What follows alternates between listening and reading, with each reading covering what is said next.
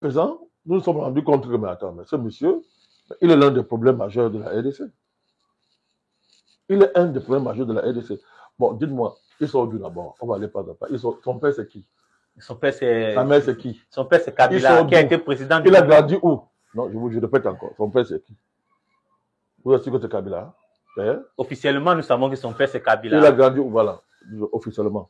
Mais vous êtes dit que tout montre que c'est pas vrai. Vous êtes en train de dresser le portrait de Joseph Kabila. On ne sait pas d'où il sort. Il a grandi où? Il sort d'où? Parce qu'il faut qu'on aille loin, tout à fait. Allez-y, monsieur le président. Voilà, parce que d'abord, il faut d'abord savoir ça. Parce que c'est important pour comprendre les positions qu'il a aujourd'hui. C'est même important, même pour revenir même sur la passation du pouvoir, la tendance là qu'il y a eu en RDC. Donc, ce qu'il dit, c'est un tyran. D'accord. Kagame est démocrate. C'est ça. Le M23, tous ces consorts, Kagame sont des démocrates. C'est ce qu'il dit qu'il tue depuis 30 ans. C'est ce qu'il dit qui a causé 20 millions de morts depuis 30 ans. C'est ce qu'il dit qui a tué près de 8 000 personnes en Goma. Si on pense à ce cas-là. Qui veut des enfants. C'est ce qu'il dit. Mais je ne sais pas si vous pouvez comprendre comment des gens peuvent inverser les faits avec une sérénité apparente. Les scandales que ces partisans répandent sur les réseaux sociaux, le scandale de mercenaires, oui, il y a eu un scandale. Il y a des sérieux problèmes de gouvernance en RDC. Ça, il n'y a pas de balade dessus, c'est ce qu'il dit.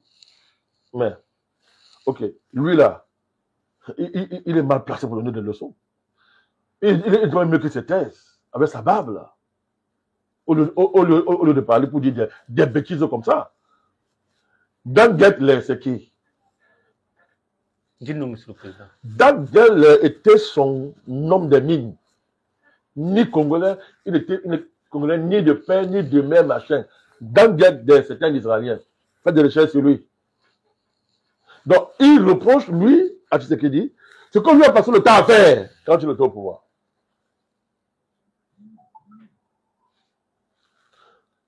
Donc, je laisse de côté le fait que, j'y reviendrai.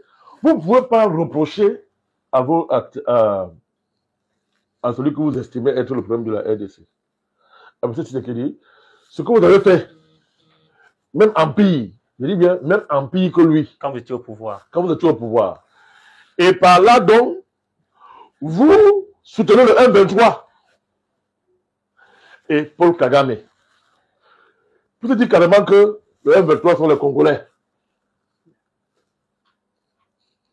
Bon. Des Congolais qui massacrent leur population depuis des années et qui, en un temps record, ont fait au moins 10 000 morts seulement pour entrer en Goma, etc. Et qui pillent les matières premières de leur pays pour aller signer des accords, pour les donner au Rwanda, pour que le Rwanda aille vendre aux Occidentaux. Mais c'est grave, hein? On va prendre ces références. Accord de Sun City. Je vous demande d'aller étudier les accords de Sun City. Vous allez comprendre. Vous allez comprendre pourquoi il dit que c'est un tyran. Et que pour lui, le problème c'est la démocratie. Peut-être parce qu'il veut retourner au pouvoir. Je vous ai dit que quand un Africain vous dit démocratie, méfiez-vous de lui. Méfiez-vous d'un Africain qui vous dit que démocratie là, de manière aussi vulgaire et légère. Méfiez-vous de lui. Ce sont des dangereux. Que veut dire démocratie dans un pays qui est dans une telle situation d'abord? C'est qu'il parle de quelle démocratie?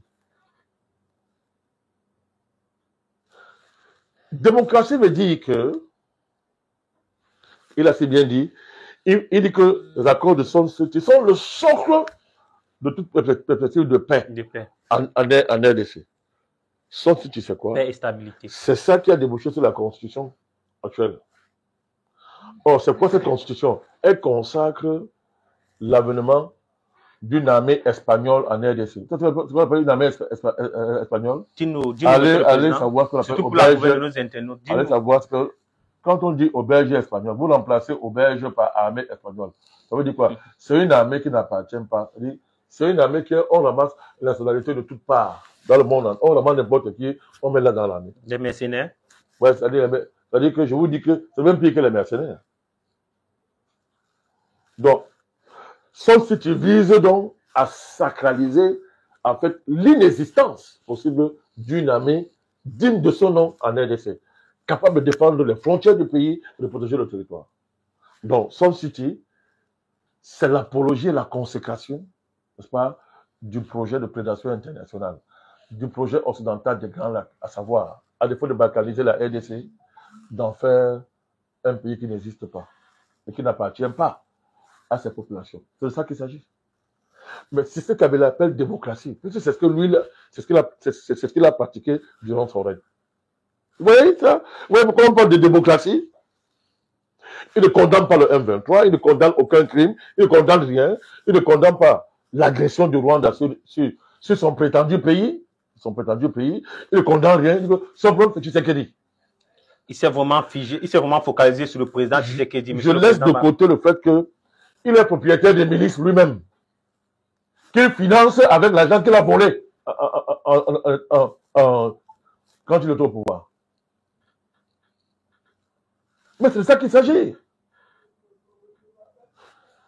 Allez voir, quand vous allez lire le processus les différents processus, Luanda, Nairobi. Vous allez voir que ce qui distingue les deux processus, c'est que d'un côté, le processus je crois que c'est Nairobi, le processus de Nairobi, c'est l'ensemble des forces des groupes armés, étrangers et locaux. On a identifié près de 266 groupes armés en RDC.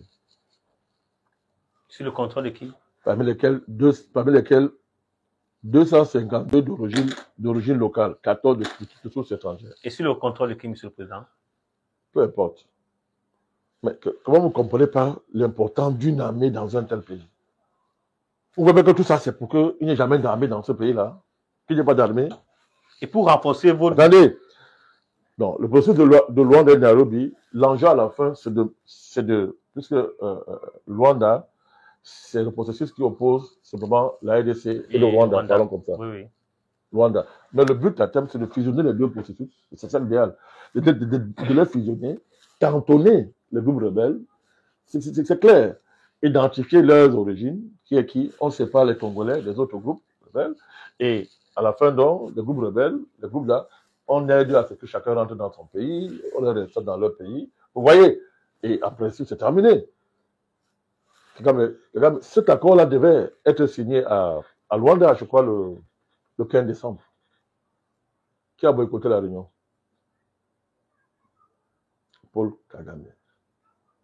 Parce que là, il était coincé. Et parce qu'il avait été reconnu comme belligérant aussi. Non, c'était fini. Il était coincé, comme disait le président Tshisekedi.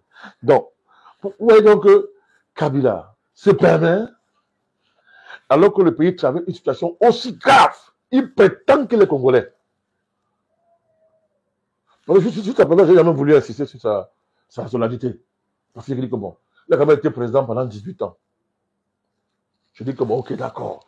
Mais sa position par rapport à ce problème, quel que soit ce que Tshisekedi peut lui faire, je répète encore, ce n'est pas la position à avoir dans une pareille circonstance. Et surtout, mobiliser de tels arguments aussi pauvres qui montrent qu'on a fait un traître et qu'il n'est pas congolais. Voilà la preuve qu'il n'est pas congolais. Surtout que, Monsieur le Président, sans vous couper, la dernière sortie du président Kabila, en s'adressant au chef d'état-major, témoin de l'accord avec Tshisekedi, il se présentait déjà comme l'homme de la paix et de la stabilité du Congo, tout en faisant endosser la responsabilité de ce qui pourrait arriver au pays à son successeur. Mais c'est clair. Tout ce qu'il reproche au président Tshisekedi, dans le cadre de son interview, mais ça fait rire. C'est tout ce qu'on lui reproche à lui-même. Il parle de tuer les gens, mais lui, est-ce qu'on peut compter les morts? Qu'on peut le mettre sur sa tête, les morts. C'est incroyable. Et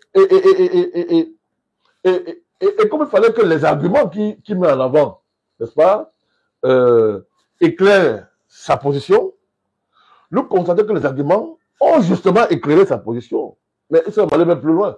On a enlevé le masque sur son visage. On a fait un Rwandais. C'est un Rwandais. Il roule pour le Rwanda. Alors, tant que ces biens ne sont pas garantis d'intérêt personnel, Rwanda doit disparaître.